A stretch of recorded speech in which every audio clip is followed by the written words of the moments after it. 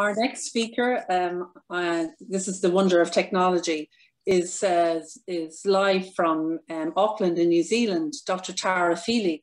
And a big Irish welcome to you, Tara. You're very welcome on our webinar. And I believe you're 11 hours ahead, so you're celebrating Friday night and we're still on coffee morning, still in Ireland. Can you hear me? I can, yeah. So I've unmuted myself, so hoping that's coming through loud and clear to you guys as well. So I'm just going to introduce you, Tara, for people who don't know you. So Dr. Tary Feeney is a consultant anaesthetist, and she's currently working in Auckland in New Zealand. And her particular clinical areas of interest include women's health, perioperative care for obstetric and gynae procedures, paediatric anaesthesia, and regional anaesthesia. Her non-clinical interests are best seen in her research and published work investigating the health and well-being of healthcare staff. She's a big believer in the following, and that it's true for healthcare. So it's a quote: "The wealth of the organisation walks through the door when the staff arrive and leaves when they go home in the evening." And that's a quote from Bill Gates. So I'm really looking forward to your presentation, and you're very welcome, Tara. Thank you. Oh, well, thank you very much. Yeah, I really do like that quote, but I really wish it wasn't Bill Gates, even though I know he obviously has his positive qualities in that as well. But anyway, okay, so I'm going to be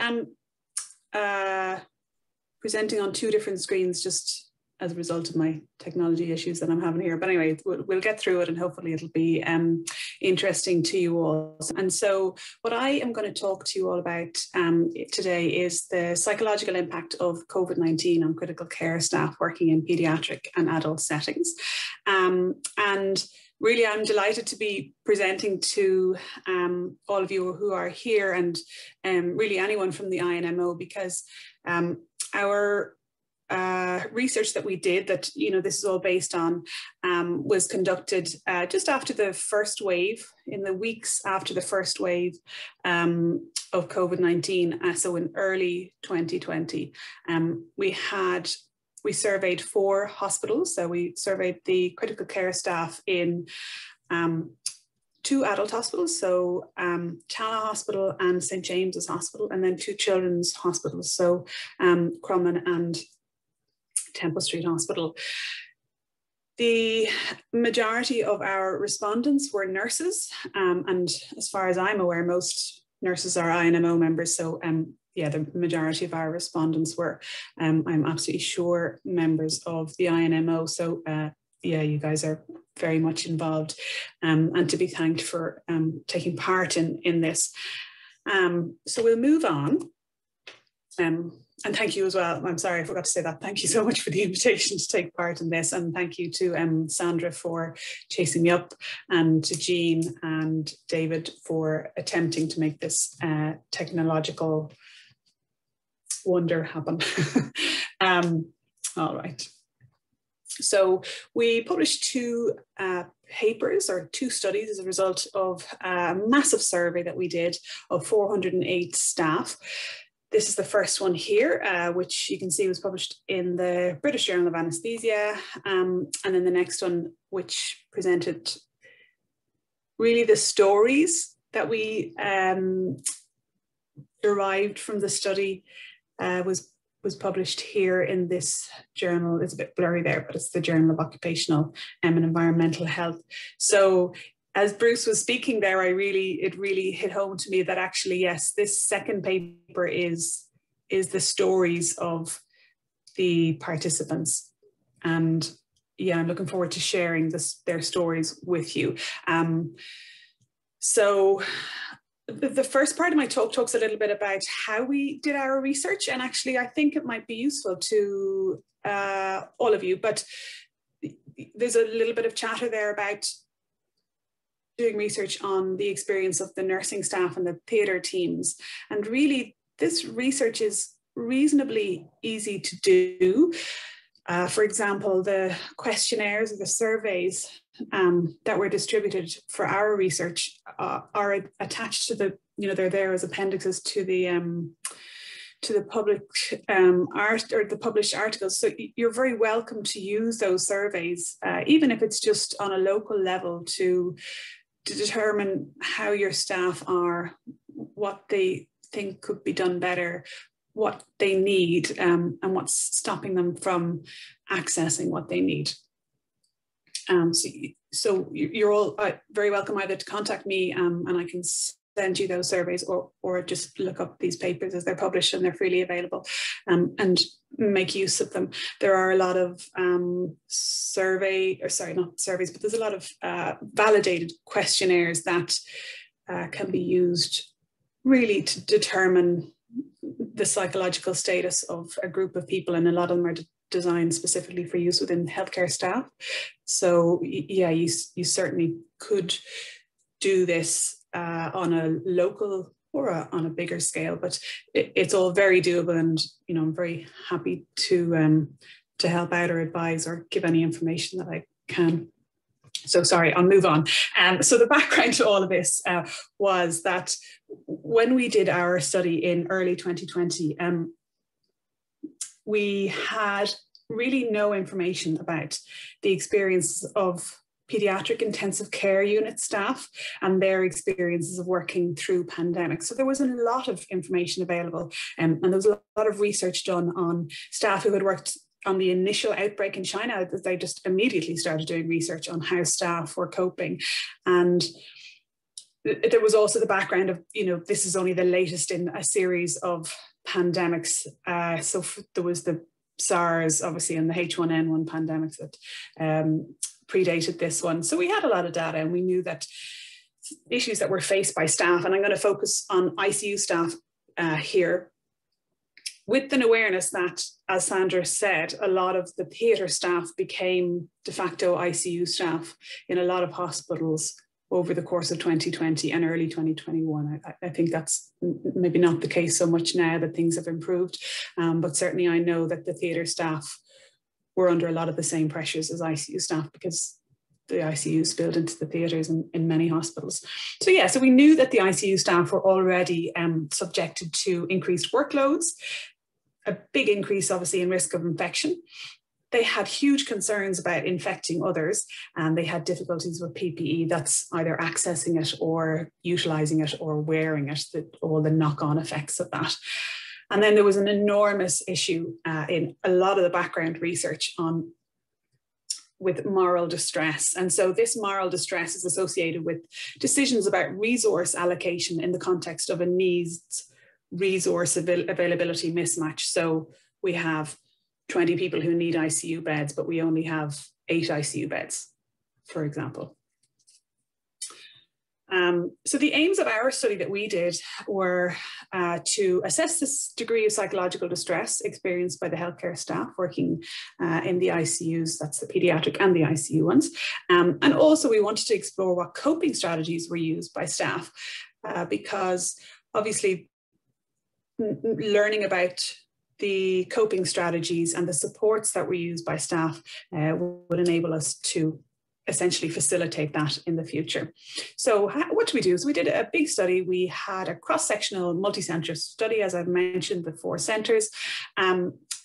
Every member of staff in these units was invited. So they were clinical and non-clinical. So nurses, doctors, allied healthcare professionals, and then non-clinical staff. So that would be the administrative staff and other support staff. So everybody was included in this, because it takes an enormous team, as we all know, to run anything, but including the ICUs. So how did we assess psychological distress? And again, this is going back to what I'm saying, that it's actually, these tools are available freely for use. So if you need or feel you would like to do studies, these are freely available and very useful and have been proven to be accurate. So we had the trauma screening questionnaire, and we also had the measure of moral distress for healthcare professionals. So the trauma screening questionnaire is a 10-item symptom screen, and it's designed for use with survivors of all types of traumatic stress. It's very simple. It's only got 10 questions in it. 5 questions are re-experiencing items. So you'll see here, this is a re-experiencing question. Please indicate whether or not you've experienced any of the following at least twice in the past week. And you can see there, it's just bodily reactions when reminded of the event. So it's a re-experiencing. And then the next 5 questions are arousal questions. So you can read that there yourselves, but each of the 10 questions is a binary yes or no answer, and each question that gets a yes gets a response score of 1. And the interesting thing about this TSQ, or trauma screening questionnaire, is that if any individual scores 6 or higher, and it's not diagnostic, and because it's self-administered, you couldn't take this as a diagnosis. But if you score 6 or higher on this, you will have a very high or seriously increased likelihood of developing post-traumatic stress disorder. So we'll see what levels we found among the pediatric and the adult ICU staff. The other psychological impact assessment tool that we used, as I say, was the measure for moral distress for healthcare professionals. So this represents the most currently understood causes of moral distress. And again, this is a questionnaire with 27 questions in it. And you can see an example of it there. And I'm explaining how and why we, why we use these tools and what tools we use, because, you know, I know all of you listening are professionals with significant academic capabilities, and so you'll want to know how we got the answers that we got. So this is what we used. Then we wanted to find out about the coping strategies. You remember I said, so how do people cope? What do they use? And really, again, this is the brief cope questionnaire that I've got a little sample of here. Again, is a validated tool, freely available, you know, can absolutely be used by any of you and at any time. So it's designed to measure effective and ineffective ways of coping with a stressful life event. And again, just as an aside, I mean, coping is a word that's sort of bandied around, but it does have a specific meaning. So it's, well, specific, it's broadly defined as an effort to minimize distress associated with life experiences. So what efforts or what ways do people minimize the effect of negative experiences? So if you have a look at the question here, you can have a look at option 2 there. I've been concentrating my efforts on doing something about the situation I've been in. So this is a positive strategy, and it's known as approach coping. And it's characterized by strategies such as positive reframing, planning, acceptance, and seeking emotional or informational support. So approach coping is associated with more helpful responses to adversity, and it really it's better for the individual because it's associated with better physical health outcomes and more stable emotional responding. So really, it's these approach coping types of coping that I suppose all psychologists would hope we would use all the time. However, we don't. And we all also use avoidant coping. So if you look at the bottom of the page there, you'll see that there is option 4. I've been using alcohol or other drugs to make myself feel better. Avoidant coping is characterized by strategies such as a denial, substance use, venting, disengagement, self-distraction, self-blame. And this is associated with poorer physical health. And compared with approach coping, avoidant coping is shown to be less effective at managing anxiety. So this all becomes very important when we're looking at how our nurses and other healthcare staff manage to cope during the extraordinary times that we have had and continue to have. We did a very short question here then on what supports our staff or our respondents found was most useful.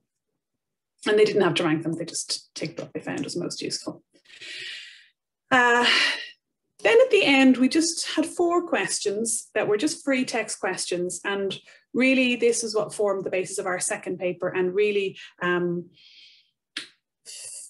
I suppose, feeds into what Bruce is talking about, this story. So these questions that I'm going to show you gave our respondents the opportunity to tell their story of what was happening to them at the time.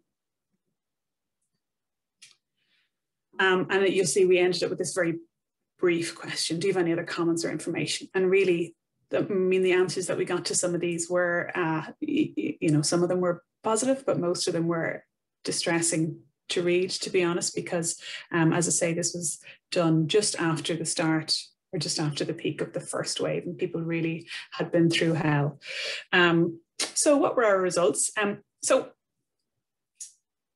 as I say, I've mentioned the timing that we did this, but I suppose it's worth also mentioning that this was carried out in 4 hospitals, HSE, employees working in HSE culture and resources. And as we know, there was serious misalignment between what we needed to provide adequate and timely healthcare and what we had across Ireland. So there you see there just a few examples, but we were missing an enormous number of acute beds, an enormous number of hospital consultants. I tried to get the number of nurses that we were short on at the time. I couldn't find any exact data. Maybe one of you guys can tell me after this what the state of play is on that at the moment. So in terms of the demographics, as I say, we had over 400 respondents, which was a very good response rate. 59% of all people who were asked to take part took part, which is amazing in the middle of a pandemic. I mean, thank you all so much for taking part in it and helping us to find out what we did find out. And you'll see there on the top left, the nurses represented nearly 70% of our respondents, and that fits in. I mean, most of the staff who work in an intensive care unit are nurses. They are the ones that keep the place going. About 80% of our respondents were female, and we had more or less a 50-50 split between the paediatric intensive care unit and the adult intensive care unit respondents. So our results for the trauma screening questionnaire was really interesting. So you'll remember I said that if any individual scored 6 or higher on their 10-question trauma screening questionnaire, they were at a significantly increased risk of developing post-traumatic stress disorder.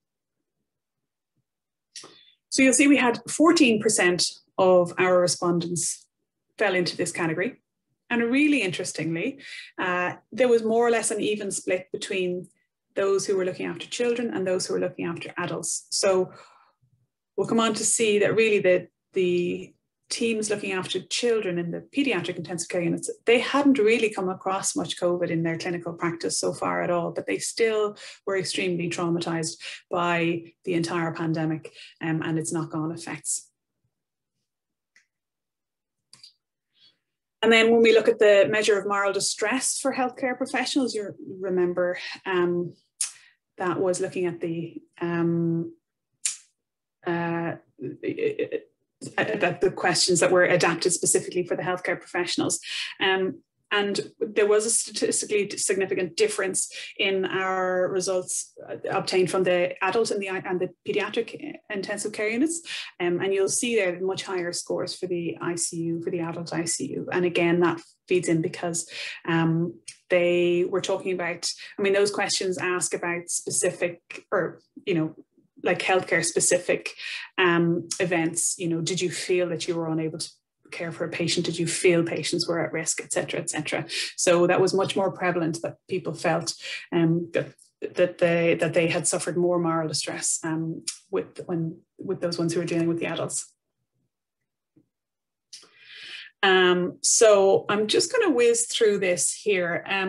Over 50% of the people that we had responded to us at that stage had said that they had cared for over 15 patients. And that was the responses from the adult, while the paediatric intensive care units hadn't and still wouldn't have cared for that many COVID patients. Interestingly, I've just highlighted there, staff who cared for between 1 and 5 patients with COVID compared to those who had cared for none were much more likely to have higher measure for moral distress scores. And staff then who stated they had been redeployed had also had much higher moral distress scores, and we'll talk a little bit about that as well. So staff redeployment and high numbers of COVID patients were significant there for that. And you'll also see here, we did a little bit of further analysis on the scores. So those people who scored 6 or higher were very much more likely to, just going into the white Irish actually, those people who scored higher on their measure for moral distress score, and those who use maladaptive coping strategies. So you'll remember we assessed those in that brief COPE scale, and they were all associated with having a much higher risk of developing PTSD as a result of the experiences. So this graph, I know my eyes get a bit blurry sometimes looking at these kind of graphs, but I'll just get you to look at the so this is sources of stress for respondents, and you'll see this sort of color-coded bars. So over on the right hand side of the screen there, there's a blue bar, and that's associated with extreme stress, and then there's a navy bar, and that's associated with much stress. So if you take those two, so the bulk, so that those much stress and extreme stress are much more prevalent in the risk or the source of stress for passing coronavirus to family and friends. So that was a huge source of stress for most of our respondents. If you see there, it's way over, it's 65% there. That was a major source of stress. Coming behind that was shortage of PPE was another major source of stress or extreme stress for our respondents. So that was across the board. So that was pediatric and adult intensive care unit workers. And as I say, many theatre nurses as well, because you were working in the same situation. Becoming ill with COVID-19 was something that I suppose that, from the outside we thought might be the greatest source of stress, but no. And maybe that just shows the benevolent nature of healthcare workers, but people were much more stressed out about the idea of passing COVID-19 on to their family or friends than they were about becoming ill with it. That probably speaks volumes as well, doesn't it? And I also think it's really interesting, if you look on the very bottom line there, working excessive hours, that wasn't a source of stress for people, or they weren't, that wasn't going to cause them stress. And part of me thinks, well, isn't that just such an accolade really for, as I say, most of our respondents were nurses. So for the nursing staff, that they were probably very willing to work the extra hours. It wasn't going to cause them any extra stress. And I suppose that's just nurses rising to the challenge there in their responses. So this graph here, again, it's kind of busy looking, I think, but if you will just look at the, if you just look at the bar, so there's blue bar, grey bar, and then a dark blue bar. So the nurses are the grey bars coming from each of the coping strategies. So you'll see actually the nurses were great users of a lot of the coping strategies. And I've marked beside each of the coping strategies, so acceptance, self-distraction, positive reframing, etc. I've marked the so-called good or adaptive coping strategies with green, while the avoidant coping strategies are marked in red there. And you'll see that across the board, actually, healthcare professionals were much better at using or made much more use of those positive adaptive coping strategies. The strategies for coping that are marked with asterisks there, you'll see those there on the left-hand side of the screen. Those show that their use was significantly more used by nursing staff than other professions. And so that included acceptance, which is good, self-distraction, they count that as bad, or avoidant, and that's associated, as you remember, with poor health outcomes and poor emotional states. The use of emotional support, so the nurses were much more likely to use emotional support as their way of coping with what was going on. Venting, again, the nurses did more admitting to venting as one of their coping strategy. And then behavioural disengagement. So, but you'll see in the main, the nurses used all strategies more than the other healthcare professionals, and they were particularly good at using those positive adaptive strategies. This is a list of supports and resources which participants selected as being useful. They didn't have to rank them, but you'll see that what's ranking highest here is informal debriefs with peers and departmental debriefs of critical events. And these were the most highly ranked. And so it's clearly the environments of the colleagues and the structures at work that members of every profession find to be most beneficial, really. And that's when they're established well. And, you know, we've just had a discussion about, you know, those debriefs. When do we do them? Where do we do them? How do we do them? And there are actually hundreds of different answers to that. And the theory changes all the time on how best to do the debriefs. But I think they certainly seem to be very well received by staff and very much appreciated and found to be helpful. So I mentioned those four free text questions where we got the story that, as we've heard, is so important to all of us and all our lives. But these were really the stories of working during COVID. And so the responses then, we derive them down into these 7 overarching themes that you can see on the table. You can read more about this if you have any interest in the published work, but what I think is probably the best thing in this forum is just to show you some of the quotes that the staff gave. So you'll see here, I've never been so stressed in my life. I was a ward nurse put into an ICU with not enough support after 1 hour of training. I was given a patient on a ventilator when dialysis. I was so scared I would cause harm to this patient.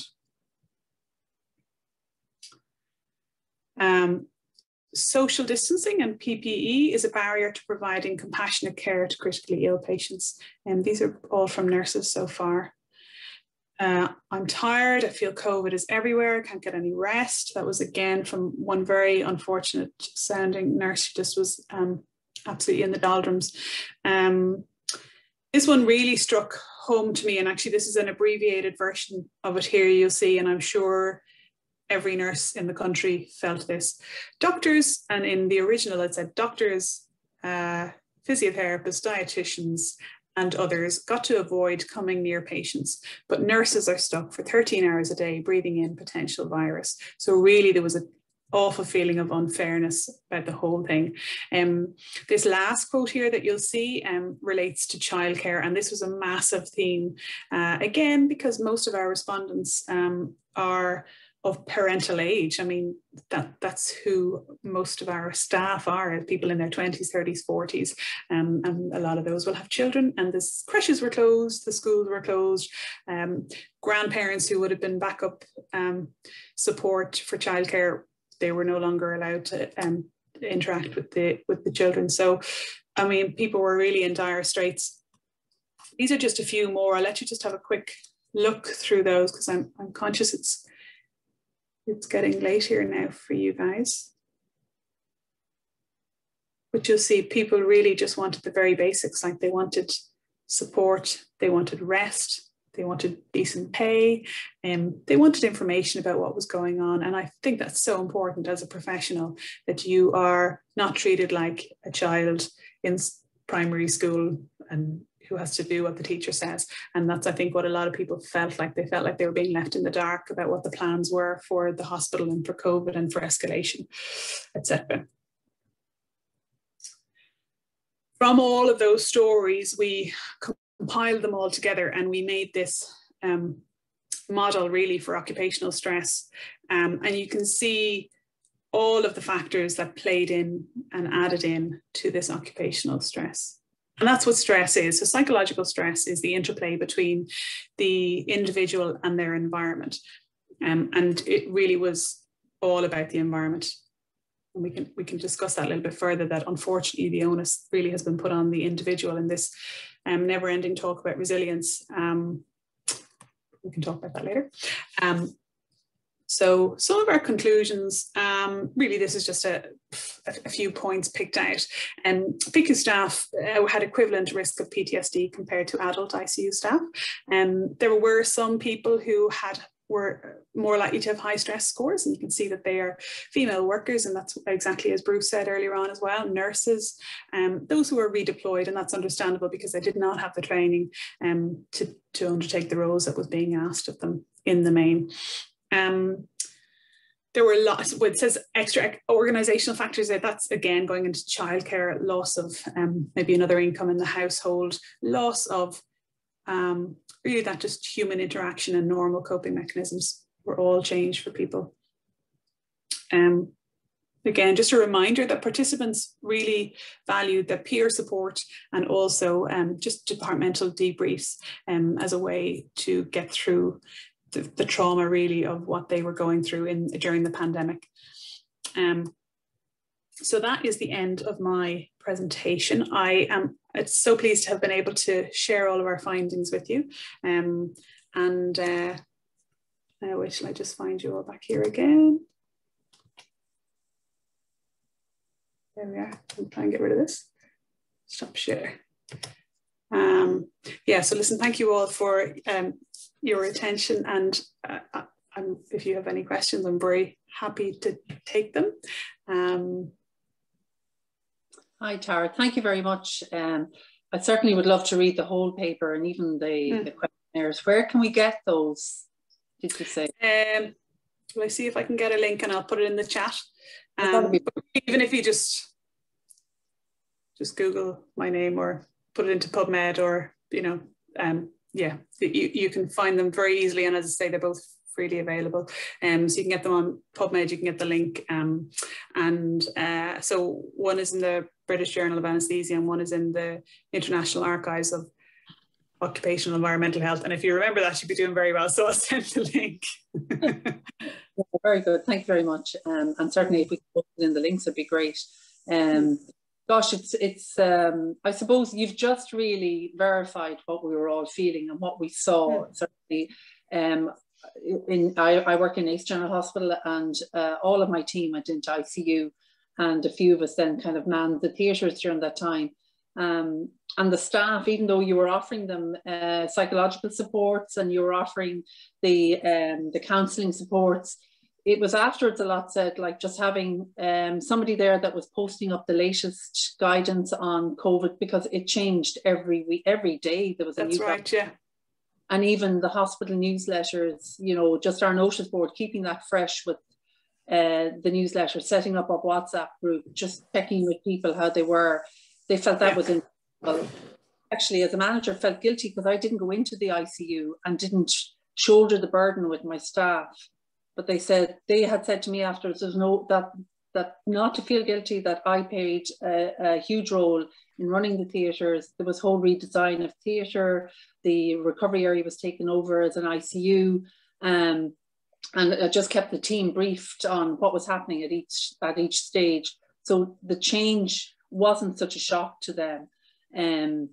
But I did feel that guilt that I didn't go in and take the patient load, even though I did do the training with them and I was terrified, and I did the online UCD ICU, be an ICU nurse in 6 hours of online lectures, like crash course. And it was terrible. That feeling of guilt and really I suppose a problem people experienced with the change of role. Like that was, I have to say, the last thing I was expecting was to read, there were several nurse managers who took part in our survey as well. And really, I'd say there were so many of you all feeling exactly the same thing. And because it was an enormous responsibility to take on. I mean, it's an enormously responsible role anyway, being a nurse manager. And then on top of that, it was like nearly going into Jurassic Park. It was another world altogether that everybody was suddenly thrown into altogether. There were no rules written and there was no experience in Ireland of this. It wasn't like, Southeast Asia, where they've a bit of experience with pandemics, and we had nothing similar. And so that huge responsibility of, as you say, information, training, making sure that if people were running into psychological difficulties, that there was support, or there was some kind of a plan in place for them. That really came out in responses from people who identified themselves as being nurse, they didn't put their names in or anything, but they identified themselves as being nurse managers. And like some of it really was so poignant, because you read it and you feel your heart goes out to these people, because sure, like, what could they do? Like, everything just happened so fast, and there was no resources given to them. And they really were very concerned, particularly actually about exposing their staff to COVID and not having a sufficient PPE, and really knowing that their knowledge wasn't optimum. Like, sure, nobody's was. It was such a fast developing scenario. So, but you certainly weren't alone, Liz, in that.